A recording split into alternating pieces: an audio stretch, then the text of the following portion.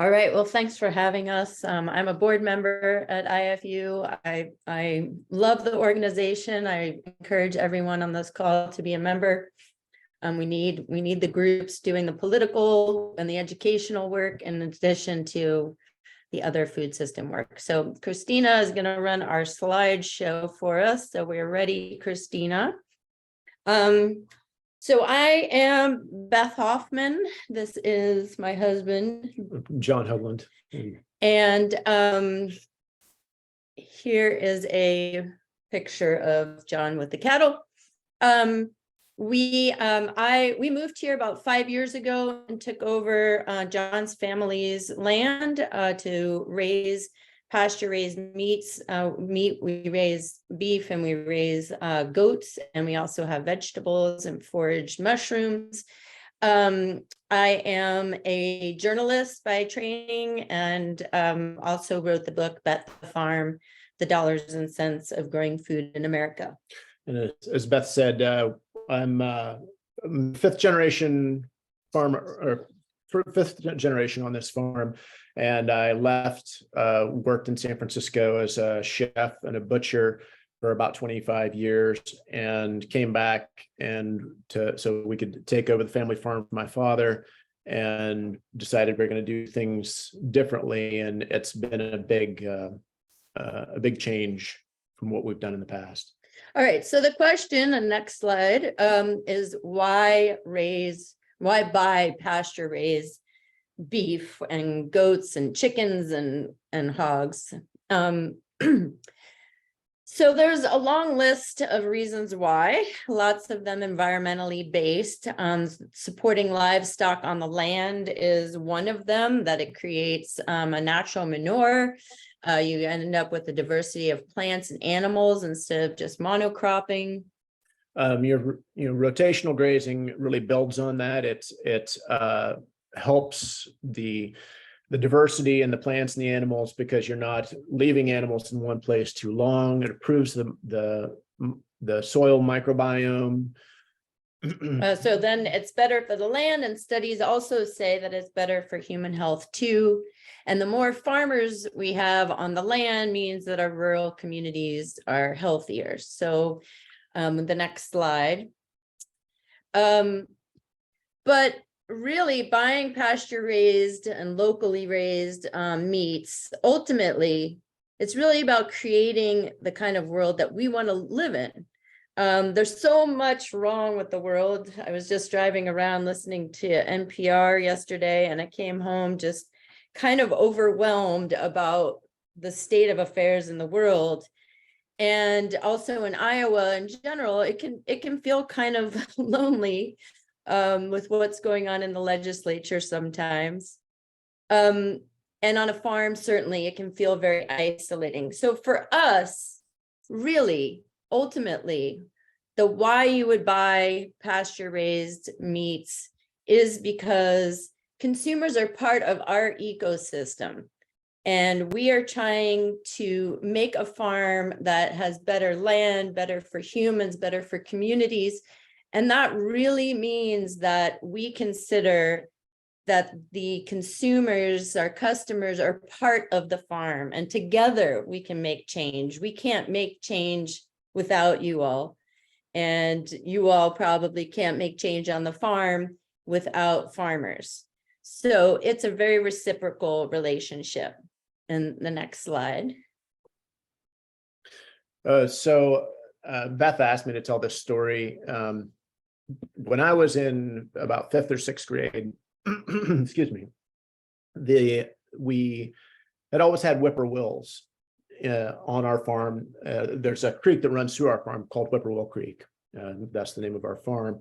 But that summer, we had a whippoorwill, and there was only one. And he called and he called and he called all summer. And I don't know if you've ever heard of whippoorwill, but I'm going to play it real quick. And we're outside of.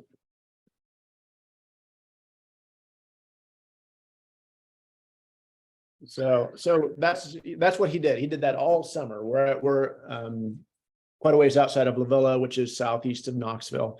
And I don't think he ever found a mate. And that was the last time excuse me, that we had a whippoorwill on our farm. And I didn't really know why when I was younger, but I always missed that. And so when we moved back, we realized that all of the invasive species that we have coming in to our farm, multiflora rose, honeysuckle, Asian honeysuckle, they are squeezing out a lot of the plants that normally would grow in the understory, and it was closing in the understory and in our woods, and that's what the whippoorwill needs to be able to survive. They hunt at night. They're in the nightjar family, and they hunt insects. And if the undergrowth is too big, they can't fly through, and they won't nest there. They're also ground nesters. So now, so we have been working with our goats to try to clear a lot of the underbrush. And about 3 weeks ago, I'm sorry, I actually get choked up about this. Beth was out of town, and I woke up in the middle of the night, and I couldn't. At first I didn't know why I'd woken up, and it was like, you know, my head was just like, what's going on? And I could hear a sound, and it was actually a whippoorwill. So you might wonder, what does this have to do with buying beef? But the point of this story is that this is all interconnected, and the consumer is just as involved in this process for us as we are, and the whippoorwills are dependent upon this whole network. All right, so Christina, can you change? All right, so how do you buy pasture-raised meats? So it's easy to talk about. It's another thing to actually go about it. And so we there's a variety of ways to find out about how to locate farms near you. PFI, the Practical Farmers of Iowa, have a directory. Lots of people find us just through Google searches, where I'm always amazed at how people find us that way. There is talk of creating a map of all of us producers in the state, but that does not exist quite yet. But just, I think let's go to the next one. I think we have some points here. Yeah. So the process would be, if you have any interest, to call and just inquire. We call it meat counseling because John is a butcher, trained butcher and chef. We like to talk about it being counseling. You can just kind of get some information. But there's pros and cons about it.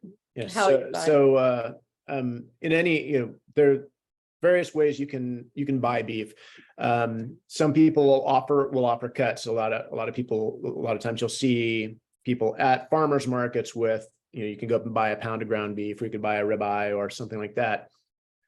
We only currently offer quarters, halves, and wholes. There are pros and cons to both situations.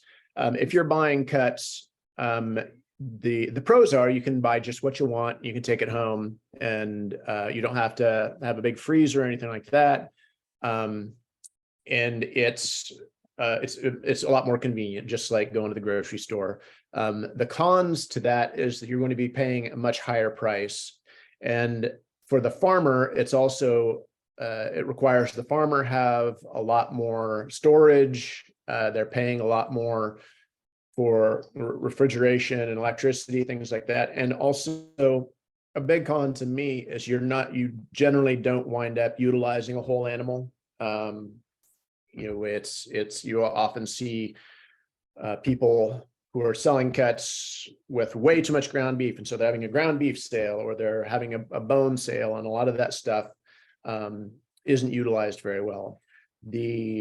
Buying the whole half or quarter beef, the pros, the cons to that is you are buying a lot, and it's a significant outlay. The pros are that it's going to be a lot less expensive for you overall. You can pay a much lower per pound price, and you are going to, in the end, you're utilizing the whole animal, and you can work with that. That's you know, a big pro. And you're likely to find cuts that you actually really like, Yeah. that you didn't know that you really liked. And that's another thing where I can help a lot is if you have questions about cuts. I talk to people a lot who purchase from us, and I continually get, oh, I didn't know that. It's so we loved. I love, even if you're not buying from us, if you wanted to call, be happy to do some meat counseling for you.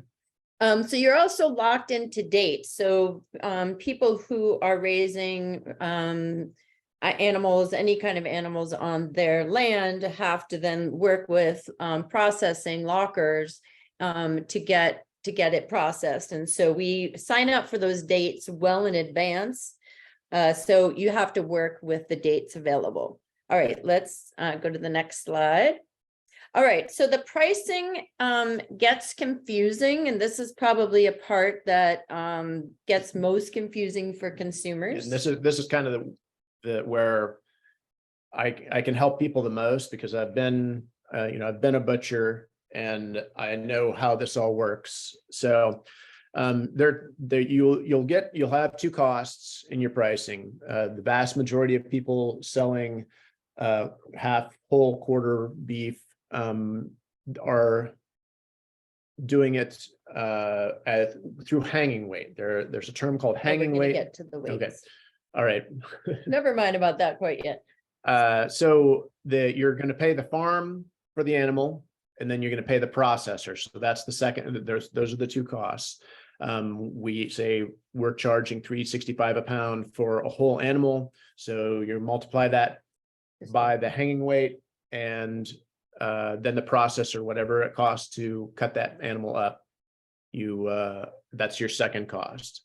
And with some farms like ours, we can deliver it, which then we can also put the prices together and have it just be one price, so it doesn't have to get confusing. All right, we're going to go to the next slide. So this is the difference about the different ways of thinking about it and these different weights that you'll be told about. Yeah. So if your animal comes into the locker and you say he weighs 1,000 pounds, that's the live weight. Hanging weight is usually about 60% of that 1,000 pounds. So that's minus the head, the hoofs, the hide, the entrails. So that animal's going to lose about 40% of his weight. And that's what you're charged on. So that's the weight. That's why they'll say, well, this is how much your hanging weight is, but that's different than what you actually drive out of, go home with to put in your freezer. Yeah. It's again about 65% of that 60%. So the 1,000-pound animal is now actually about 390 pounds is what you take home. So it ends up being on our farm. Do you have that figured out about how it ends up being with the processing, with our fees, all of this, for what you take home, it ends up being somewhere about $8 a pound. It's a little less than $8 a pound. So if you're thinking about that compared to, as I was saying earlier about buying cuts, most farmers will charge around $8 a pound just for their ground beef, and your steaks and your roasts will be a lot more expensive than that. So you can save a substantial amount of money buying the whole, half, whole, or quarter animals. All right, let's go to the last slide here. Okay, so we're hurrying through here, but so in cooking beef, and as a butcher, you can think of your beef as basically three sections: the front, the middle, and the rear. The front of the beef is almost always a section that you want to do as a braise, a slow roast. You can smoke the chuck roast or the brisket. They make great pot roasts, but you want long, slow, moist cooking. The middle of the beef primarily is your best steaks. That's where your T-bones, your ribeyes, those steaks come from. And then the rear of the animal is where your a lot of your ground beef is going to come from. And the reason it usually turned into ground beef is because it's a very lean, very dry piece of meat if you're cooking it well done. If the only kind of roast I recommend, a lot of people buy rump roast for a pot roast, and I really don't recommend that. It's something you can dry out very easily. Always use chuck roast, which is off the shoulder, the front. The rear of the animal it's hardworking. It tends to have a little stronger, more irony flavor, iron-like flavor, and so each section of the animal has different ways, different strengths, but that's a very, very quick take on that. And again, I'm happy to discuss it in more in depth at some other point, but we'll leave some time here for questions, and you can ask cooking questions as well. But here's us again, Whippoorwill Creek Farm. That's our website. You can call. That's John's number. This is my email.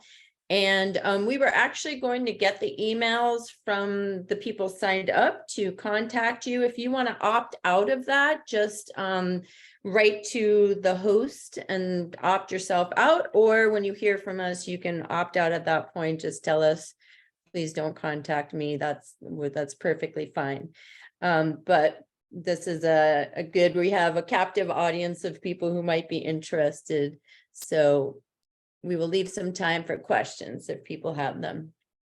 Well, and there will be just a few, but and we'll allow time for people to follow up and ask more questions. I think the meat counseling is such an excellent thing to offer.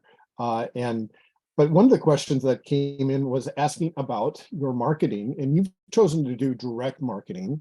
The question was about farmers markets and what are the barriers that you would have to have in order to do a farmer's market? Are they significant enough that you've chosen to do direct marketing instead? Well, we do direct marketing, and we also work with 99 Counties, which is a great company everyone on this call should know about. Nick Wallace started it. He's a rancher also in Iowa, farmer, we call them here. And so he understands a lot of what we are all, trying to do. And it's a company that's established to not to have chemical-free animals. grass finished. So we do both of those things. The reasons why we have not been doing things like farmers markets is for one, we're both quite we get overwhelmed with legalities and like trying to understand things. Like I can't even actually follow a recipe. If I want to bake a cake, I can't bake a cake. It's all true. It's very true. So following like legal things that I might get in trouble if I do it wrong, it's a scary thing. Yeah, there are some barriers though. And you have to have a warehousing license, which is $500. There is a new license that we might be able to use. We're going to try that just came through the Iowa House and Senate that last year that is only $50, but I'm not sure if we qualify for that. But and then you have to it's all the safety regulations, making sure your meat is staying frozen, at a certain temperature.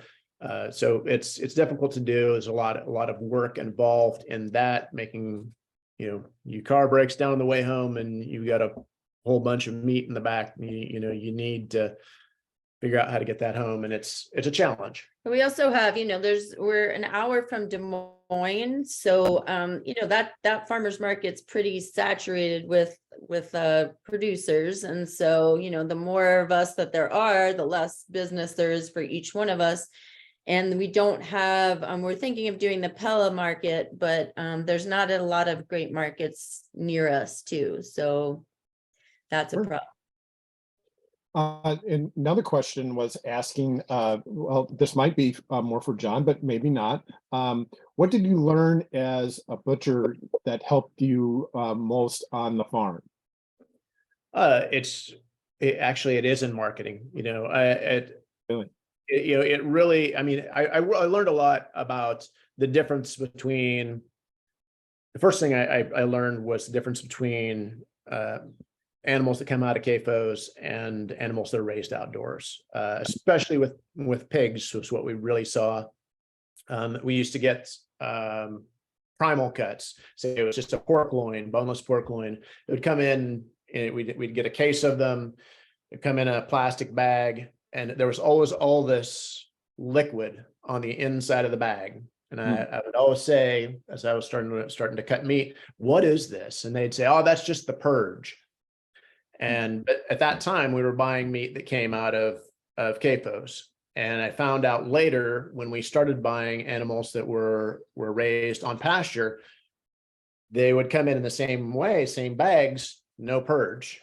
And it's because those animals were under so much stress their entire lives that when they went to slaughter, their muscles would release all this fluid. And it was that changed my mind immediately. But yeah, I think also there's, you find a lot of chefs don't understand animals and cuts, and farmers don't understand cooking. And I think that there's a lot, he brings both of those things to the table, literally. Absolutely. Bring it directly to the table. So we were going to mention our Iowa Farms to Iowa Families cookbook. And Beth and John, I know that you're contributors to that as well. And I'll remind people while we're talking about it, for Iowa Farmers Union members, you can get a free cookbook. So please let us know if you'd like to sign up for a cookbook. We'll send one out to you. It has recipes and it has stories. And it tries to build this connection between farmers and our communities and our folks in our communities. And you contributed to this book, both of you, quite a lot. Tell us a little bit about that.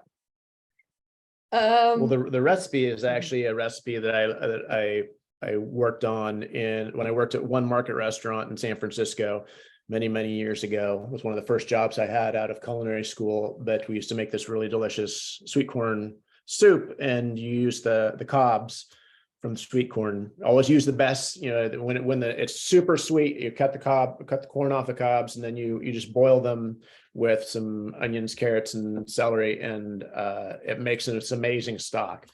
And yeah, and we made it once with like bits of sausage in it and some greens, and I mean it's amazing. It's actually, and in the middle of the winter, you're all of a sudden having this great, corn burst of summer corn for dinner. Sounds outstanding. So folks, if you haven't signed up already, please sign up for the cookbook. And we just have a little bit more time left here. So we'll encourage people to reach out. Tell us again the best way to get in contact with you. I know we had that slide up earlier, but what's your preferred way for people to reach out? Well, I'm an email person, so I don't do great just answering the phone on the fly. So mine is bethaudio@gmail.com. And then they put my phone number up there because I always answer the phone. But it drives Beth crazy. Yeah, it doesn't matter who it is, I answer the phone. Yeah, every telemarketer. So his number is 641-891-4950. Christina just put it in the chat. That's great.